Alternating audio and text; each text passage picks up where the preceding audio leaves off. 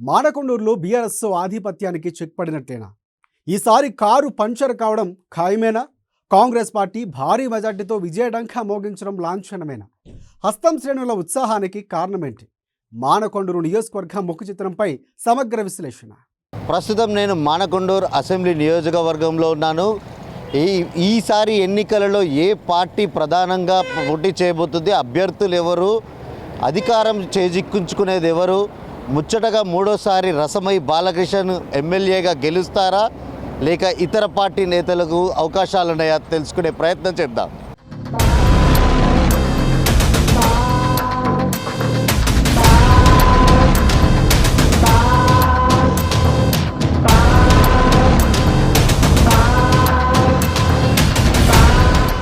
ఉమ్మడి కరీంనగర్ జిల్లాలో మానకొండూరు నియోజకవర్గం ఎస్సీ రిజర్వ్డ్ సెగ్మెంట్. ఈ నియోజకవర్గంలో మొత్తం ఓటర్ల సంఖ్య 2,12,135 కాగా అందులో పురుష ఓటర్ల సంఖ్య 1,04,783, మహిళా ఓటర్ల సంఖ్య 1,07,352. ప్రస్తుతం ఇక్కడ రసమై బాలకృష్ణ సిట్టింగ్ ఎమ్మెల్యేగా ఉన్నారు. కారణాలేవైనా నాన్ లోకల్ అయినప్పటికీ ఆయన వరుసగా 2 సార్లు గెలవడం విశేషం. ముచ్చటగా మూడోసారి హ్యాట్రిక్ కొట్టే ప్రయత్నంలో ఆయన తలమునకలయ్యారు. కానీ ఈసారి అది నెరవేరడం కష్టంగానే కనిపిస్తోంది. కాంగ్రెస్ ఊహించని విధంగా దూసుకొస్తుండటంతో గులాబీ పార్టీకి ముచ్చెమటలు పడుతున్నాయి.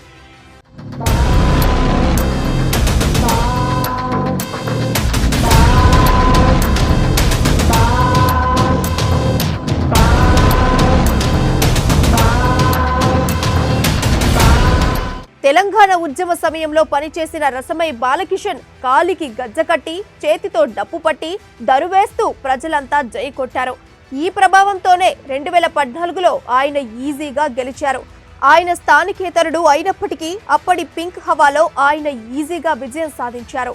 2018లోనే ఆయనకు టఫ్ టైం ఎదురైనా కేసీఆర్ బొమ్మతో గట్టెక్కారు. కానీ ఈసారి మాత్రం ఆయనకు పరిస్థితులు అనుకూలంగా లేవు. ముఖ్యంగా రసమై బాలకృష్ణ తీరు వివాదాలకు దారితీస్తోంది. ఓ పార్టీకి చెందిన నేతను బూతులు తిట్టడంతో ఓ ఆడియో కాల్ రికార్డింగ్ అప్పట్లో వైరల్ అయ్యింది. నియోజకవర్గానికి చెందిన యువకులు గతంలో రసమై బాలకృష్ణ కార్యాలయం ముందు పెట్రోల్ పోసుకొని ఒంటికి నిప్పంటించుకునే ప్రయత్నం కూడా చేశారు.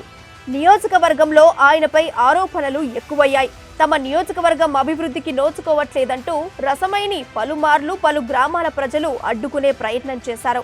గతంలో రసమై తీరుపై ఆగ్రహించిన యువకులు అడ్డుకునే ప్రయత్నం చేయగా వారిని దుర్భాషలాడడంతో కాన్వాయ్పై చెప్పులతో దాడి చేశారు. ఇటీవల కాలంలో పల్లె ప్రగతి పేరుతో పలు గ్రామాలలో ఆయన పర్యటిస్తున్నప్పుడు ప్రజల నుంచి తీవ్ర వ్యతిరేకత వ్యక్తమైంది. ముఖ్యమంత్రి కేసీఆర్ కొంతమంది ఎమ్మెల్యేల వ్యవహారం పట్ల గుర్రుగా ఉన్నట్టు తెలుస్తోంది. అందులో రసమై పేరు కూడా ఉన్నట్టు నియోజకవర్గంలో జోరుగా చర్చ జరుగుతోంది. రసమై బాలకృష్ణ దుందుడుకు చర్యల వల్లే గులాబీ పార్టీపై వ్యతిరేకత పెరిగిందన్న విమర్శలు వెల్లువెత్తుతున్నాయి.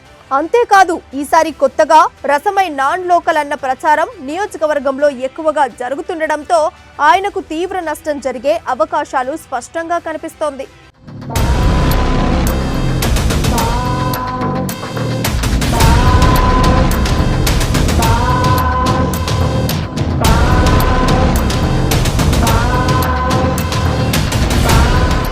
అధికార బీఆర్ఎస్ పార్టీలో మరో నేత ఆరేపల్లి మోహన్ కూడా టికెట్ ఆశిస్తున్నారు. గతంలో ఎమ్మెల్యేగా చేసిన అనుభవం ఆయనకు ఉన్నప్పటికీ కాంగ్రెస్ నుంచి కారు ఎక్కిన తర్వాత ఆయనకు ప్రాధాన్యత తగ్గిపోయిందన్న వాదన ఉంది.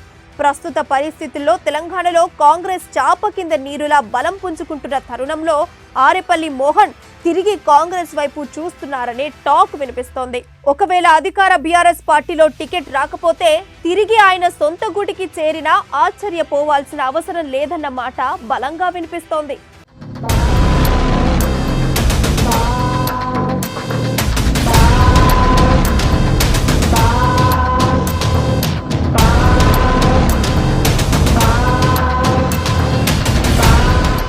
బీఆర్ఎస్ నుంచి మరో నాయకుడు ఓరుగంటి ఆనంద్ కూడా టికెట్ ఆశిస్తున్నారు. ఈసారి టికెట్ తనకే వస్తుందంటూ కూడా ఆయన ప్రచారం చేసుకుంటున్నాడు. అయితే గతంలో 2009లో అప్పటి టీఆర్ఎస్ అభ్యర్థిగా బరిలో నిలిచిన ఆయన కాంగ్రెస్ అభ్యర్థి అయిన ఆరేపల్లి మోహన్ పై 3,000 ఓట్ల స్వల్ప తేడాతో ఓటమి పాలయ్యారు. అప్పటి ఎన్నికల్లో పార్టీ ప్రచారం కోసం కేటాయించిన నిధులు గోల్మాల్ చేసి ఆయన సొంత ఇల్లు చక్కబెట్టుకున్నాడనే ఆరోపణలున్నాయి. ఈ పరిణామాల నేపథ్యంలోనే 2014కు వచ్చేసరికి రసమై బాలకిషన్ కు గులాబీ అధిష్టానం టికెట్ కేటాయించిందని టాక్. ఇక ఆనంద్కు ఫుడ్ కార్పొరేషన్ చైర్మన్ పదవి కూడా వచ్చింది. ఈ నేపథ్యంలో ఆయనకు టికెట్ రావడం డౌటేనని చెప్పొచ్చు. కానీ రసమైకి మరోసారి టికెట్ ఇస్తే ఆనంద్ వ్యతిరేకంగా పనిచేసే అవకాశాలే ఉన్నాయి.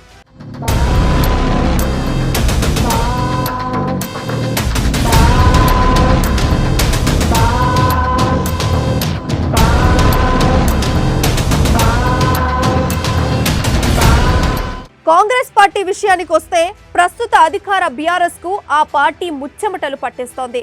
కవ్వంపల్లి సత్యనారాయణ ఈ నియోజకవర్గం నుంచి పోటీ చేసే అవకాశాలు కనిపిస్తున్నాయి. ఈయన ఇప్పటికే కరీంనగర్ జిల్లా కాంగ్రెస్ పార్టీ అధ్యక్షులుగా కొనసాగుతున్నారు. వృత్తిరీత్యా డాక్టర్ అయినప్పటికీ రాజకీయాలపై మక్కువతో ఎమ్మెల్యేగా రాణించాలని ఆయన ఆశపడుతున్నారు. నియోజకవర్గ ప్రజలకు ఆరోగ్య సమస్యలుంటే హైదరాబాద్లోని తన సొంత ఆసుపత్రిలో ఉచిత వైద్యం అందిస్తూ ప్రజలకు ఆయన దగ్గరయ్యారు. అంతేకాదు రసమై బాలకిషన్ పై ఉన్న వ్యతిరేకత కూడా ఈసారి కవ్వంపల్లి సత్యనారాయణకు కలిసొచ్చే అంశమేనని చెప్పాలి.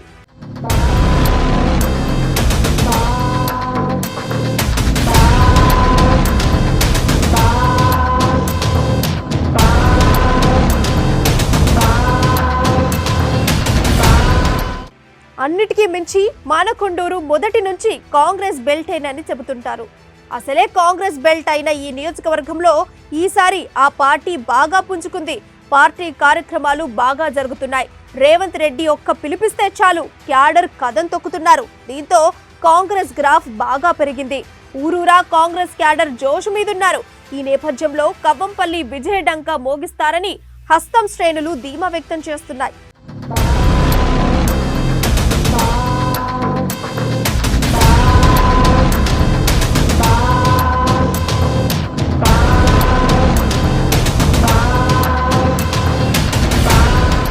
మానకొండూరులో బీజేపీకి గెలిచేంత బలం లేకపోయినప్పటికీ ఆ పార్టీకి ఆశావహులు మాత్రం ఎక్కువగా ఉండడం చర్చనీయాంశంగా మారింది. బీజేపీ పార్టీ తరఫున టికెట్ కోసం గడ్డం నాగరాజు పోటీ పడుతున్నారు. గతంలో 2009, 2018లోనూ ఆయనే బీజేపీ తరఫున పోటీ చేసి ఓడిపోయారు. ఓడిపోయినా కూడా నిత్యం ప్రజల్లో ఉంటూ సేవా కార్యక్రమాలు చేపడుతున్నారు. ఇక అజయ్ వర్మ కూడా బీజేపీ నుంచి రేసులో ఉన్నారు. మానకొండూరు ప్రజలకు దగ్గరయ్యేందుకు ఆయన కూడా విశ్వ ప్రయత్నాలు చేస్తున్నారు. పెళ్లిళ్లు, పేరంటాలు, పరామర్శలు ఇలాంటి కార్యక్రమాలతో నియోజకవర్గంలో బిజీగా పర్యటిస్తున్నారు. దరువు ఎల్లన్న సైతం బీజేపీ టికెట్ ఆశిస్తున్నారు. మరో నేత బోరం జయచందర్ కూడా రేసులో ఉన్నారు. కుమ్మరి శంకర్ పేరు కూడా ఆశావహుల జాబితాలో ఉంది. ఇలా బీజేపీ బలంగా లేని నియోజకవర్గంలో నేతలు ఎక్కువగా ఉండడం ఇతర పార్టీలను కూడా షాక్కు గురి చేస్తోంది.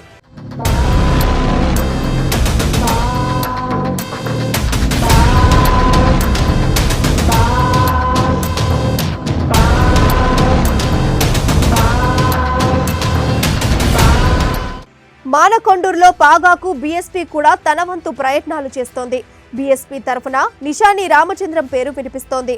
ఆయన ఇప్పటికే నియోజకవర్గంలో అధికార పార్టీ వైఫల్యాలను ఎండగడుతూ ప్రజలకు దగ్గరయ్యే ప్రయత్నాలు మొదలుపెట్టారు. మరో నేత భువనగిరి ప్రభాకర్ కూడా టికెట్ ఆశిస్తున్నారు.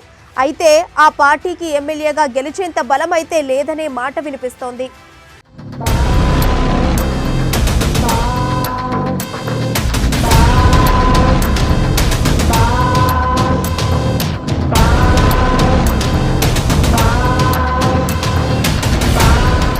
మొత్తానికి మానకొండూరు నియోజకవర్గంలో ఈసారి బీఆర్ఎస్ కు కష్టకాలం కనిపిస్తోందని విశ్లేషకుల అంచనా.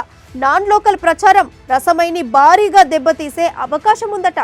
అధికార బీఆర్ఎస్ పై వ్యతిరేకత, దానికి తోడు ప్రస్తుతం కాంగ్రెస్ జోరు చూస్తుంటే ఆ పార్టీ ఖాతాలోకి మానకొండూరు వెళ్లడం ఖాయమని స్పష్టం చేస్తున్నారు.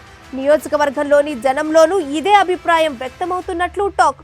మరి ఎన్నికల నాటికి కాంగ్రెస్ ఇదే జోరు కనిపిస్తే హస్తం పార్టీకి ఇది వార్ వన్ సైడ్ అయినా ఆశ్చర్యపోవాల్సిన అవసరం లేదనే అభిప్రాయం మానకొండూరులో వ్యక్తమవుతోంది.